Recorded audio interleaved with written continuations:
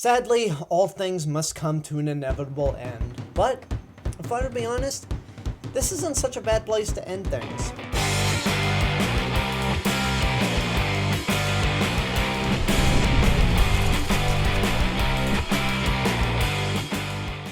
Space Amoeba was released in 1970 and is the final monster movie that Toho would make in their original Showa series without Godzilla. The movie opens up with a rocket being sent to space to try to collect samples from the planet Jupiter. Suddenly, this weird blue cloud of pixels enters the ship. The ship suddenly turns around, heads back to Earth, and crashes somewhere in the Pacific Ocean. A bunch of researchers find out that the ship has crashed near an island and go there to investigate. However, while they're there, they're attacked by three types of monsters. Gezora, a giant cuttlefish, Ganimes, a giant crab, and Kamoebas, a giant turtle. It turns out that the weird blue cloud of pixels was actually an alien that they call a space amoeba and is taking control of each of these individual monsters to basically take over the Earth. So in this sense, it's another alien invasion movie. By 1970, Toho's career was kind of on a downward slope. Their special effects director, Eiji Tsuburaya, had just passed away. They were starting to release all of their actors from contract, and with the rise of television, the film industry in Japan was on a real downward slope. And not only was the Japanese film industry going on a downward slope, so was the Godzilla series, as they were being geared towards kids more often than they were being geared towards, well, everybody. But Space Amoeba actually is like that last final movie that Toho made in the Showa era that anyone could watch. This was another movie that I watched for the first time in prep for this series of reviews, and I gotta say, it wasn't that bad. It's one of their more forgettable movies, honestly. But as a movie itself, it's pretty entertaining, I gotta say. The plot is very weird, but inventive. I gotta give them props for coming up with something a little creative.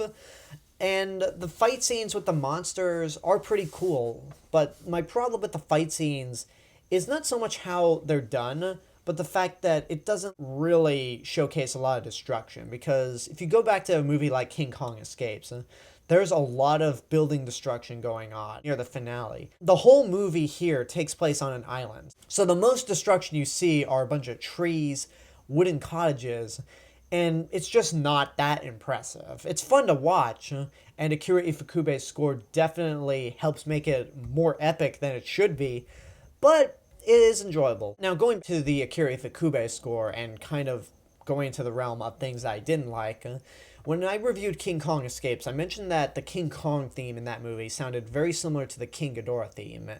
Here, we have another example of Akira Ifukube getting kind of lazy with writing new scores, because the native chant in this movie is very, very similar to the native chant or the main theme in King Kong vs. Godzilla. And Ifukube just kind of like rearranged different notes and stuff, and it just kind of took me out of the movie. It made me think of King Kong vs. Godzilla more than what was actually going on in Space Amoeba. When the monster Gezora starts attacking the island on land, he's walking up on his tentacles, but he's walking upright, and it just looks so damn silly. It's not like the giant octopus where it just crawls around.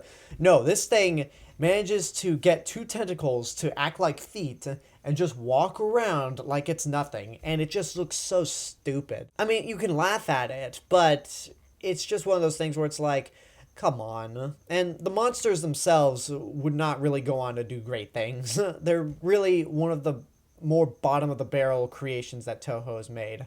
I mean, at most, Gezora appeared in the NES game Godzilla Monsters and Monsters, and had a stock footage cameo in Godzilla Final Wars.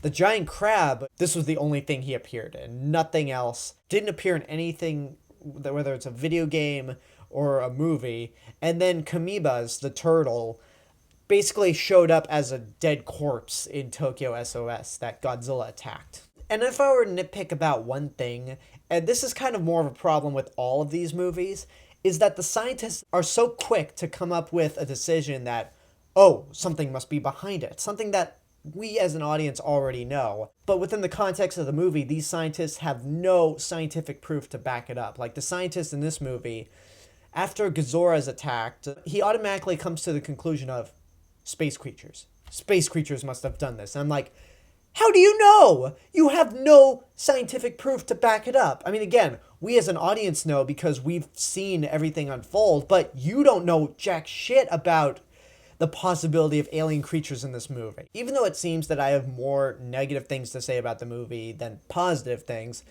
I actually did like this movie. It's enjoyable, the special effects are fun, and it's short. It's always moving, there's always something going on, and you'll never get bored.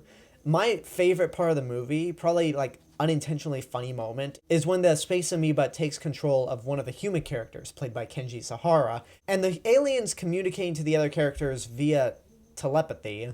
Don't ask how. And Kenji Sahara's not speaking at all. But the whole time the alien is speaking, he's doing these weird facial expressions like,